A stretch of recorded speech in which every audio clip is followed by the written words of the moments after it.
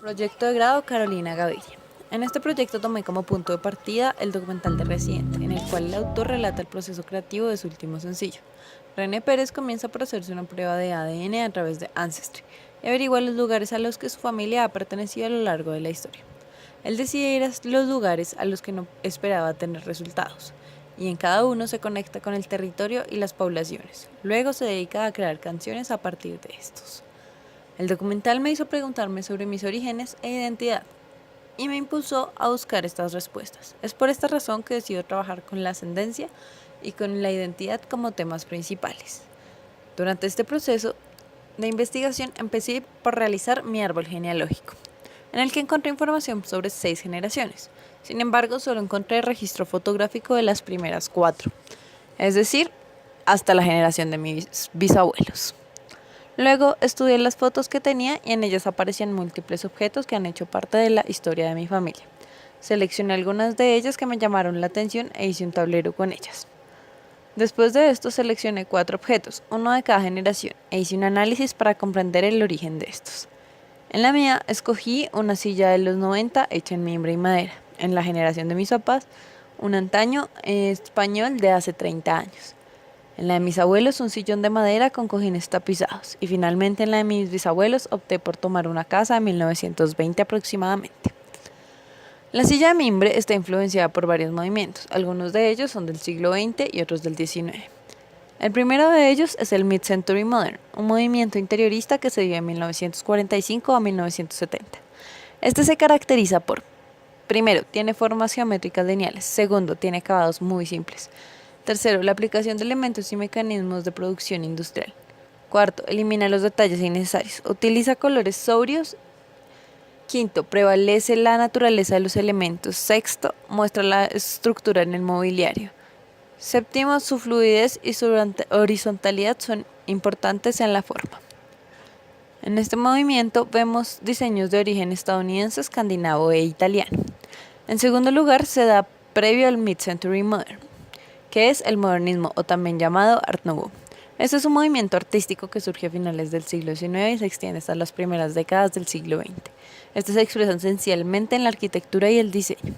Se divide en dos. El primero de ellos es el modernismo ondulante, que se da en Francia, Bélgica y Portugal. Se caracteriza por el uso de formas naturales como plantas, flores, hojas, algas, olas, determinados insectos y animales, la cabellera femenina también. Segundo, predomina la línea del látigo, también llamada cour de foot. Las composiciones tienden al horror vacui, es decir, que se tiende a cubrir con decoración toda la superficie. La ornamentación puede llegar a ocultar la forma del objeto. Tiene un contraste cromático. Se adapta muy bien al diseño de determinados productos como los objetos de cristal, cerámicas, rejas, telas, el grafismo y la joyería. Pero no se adapta muy bien al diseño de muebles. Por otro lado está el modernismo geométrico, que se manifiesta en Gran Bretaña, Austria y Finlandia. Sus principales características son: sus diseños se diseñaron esencialmente en formas geométricas, predominó la línea recta, las composiciones evitaban el horror vacui, tenían miedo al vacío.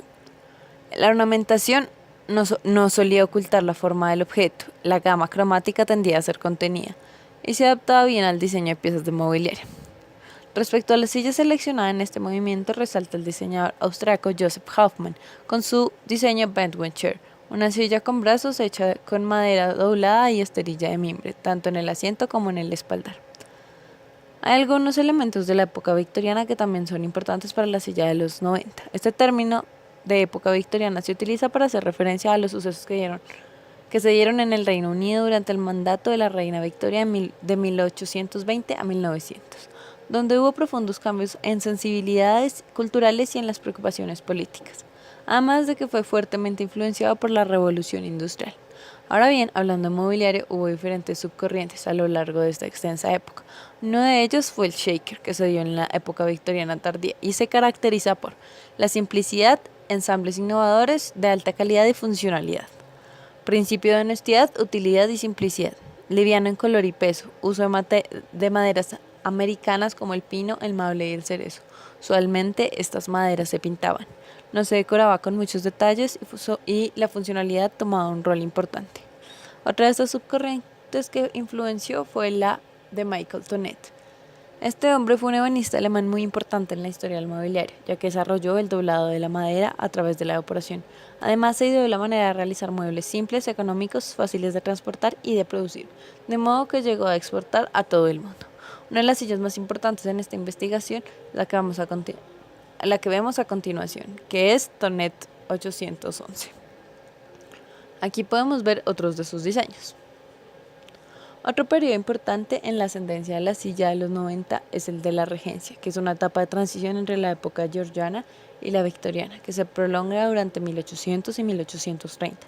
Se caracteriza por tener una gran influencia francesa, el uso de volúmenes sencillos y sólidos, uso de líneas horizontales y bajas, grandes superficies sin interrupción, manejo de curvas suaves y es un mobiliario muy fácil de trasladar. La segunda generación es un estaño español comprado hace más de 30 años. Está hecho con madera maciza, cuero y detalles en metal. Tiene una forma simple basada en las líneas y volúmenes fuertes. Algunos detalles torneados en su espaldar, decorado en talla y algunas partes en el asiento no hay varios relieves con flores y escudos. En su árbol genealógico vemos influencia del Renacimiento, el estilo jacobino e isabelino. En primer lugar, el Renacimiento, que fue un movimiento cultural europeo que llegó al apogeo en España en el siglo XVI, junto con el barroco en el siglo XVII. El Renacimiento produjo un esplendor en las artes y las ciencias nunca igualado, lo que conocemos como el siglo de oro. El Renacimiento se caracteriza por un renovado interés en el mundo greco-latino y por ende en el humanismo. El mobiliario renacentista se caracteriza por decorados de gran riqueza, presenta paneles tallados con motivos como rectángulos, cuadrados, cuarterones, realzado por herrajes calados. Los cierres y pestillos de las puertas son grandes, se labra el cuero muy minuciosamente y los clavos de cobre o hierro se colocan formando figuras geométricas. Las maderas empleadas fueron el nogal, el roble, el pino meliz y los frutales de gran calidad.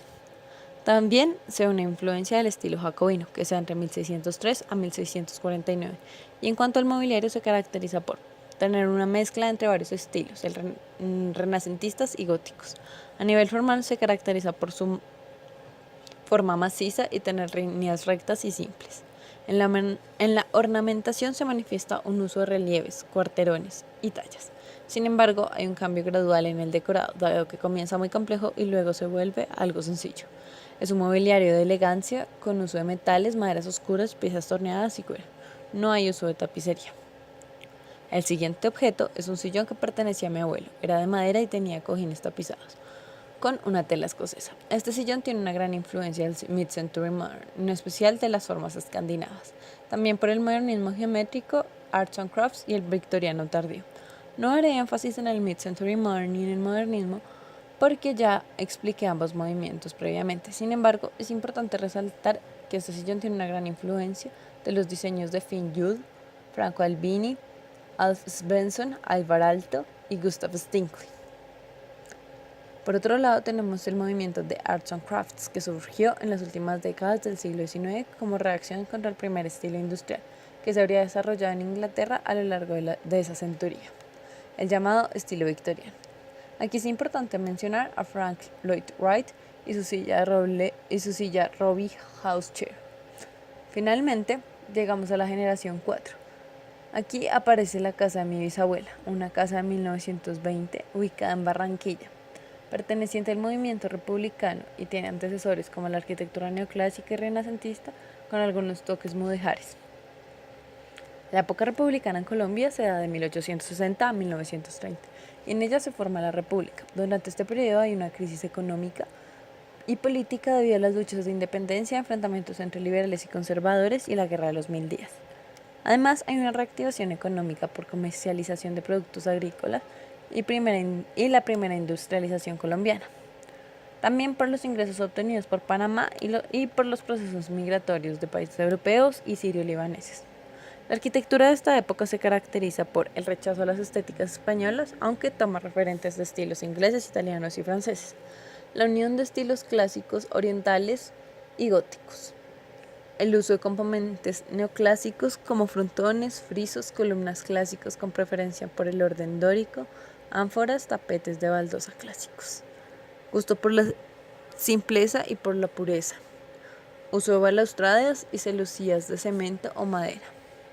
Luego aparecen la arquitectura neoclásica y renacentista, que se caracterizan por ser heredadas de la cultura clásica, teorizadas por Vitruvio en el Tratado de los Tres Órdenes, es decir, el dórico, el jónico y el corintio, el deseo de volver a la pureza percibida en Roma, la percepción de las artes griegas antiguas, el interés por la pureza de las líneas, la simetría y las proporciones según las leyes de la medida. En el caso de la arquitectura neoclásica, el rechazo por las formas del barroco. Hablando de Vitruvio, este fue un personaje que perteneció a la Grecia antigua. Él propuso los órdenes que vemos en la imagen. Estos son el dórico, el jónico y el corintio. El primero se caracteriza por no tener basa en la parte inferior de la columna. También por no tener ornamentación en su capitel. Y el friso tiene triglifos y metopas.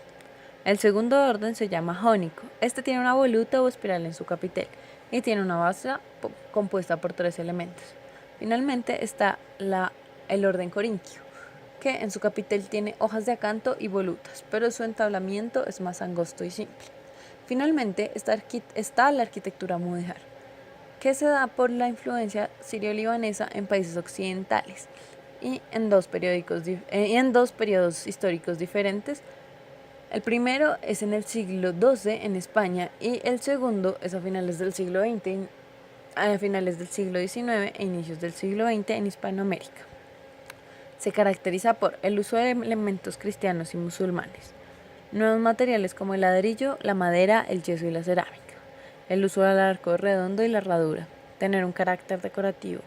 Las torres y los muros son más pequeños, tiene patrones geométricos, azulejos, usa la talla de madera, forma de redes redondos, rombos, esquinillas, inclusión de arcos, metales ornamentados y uso de la cerámica.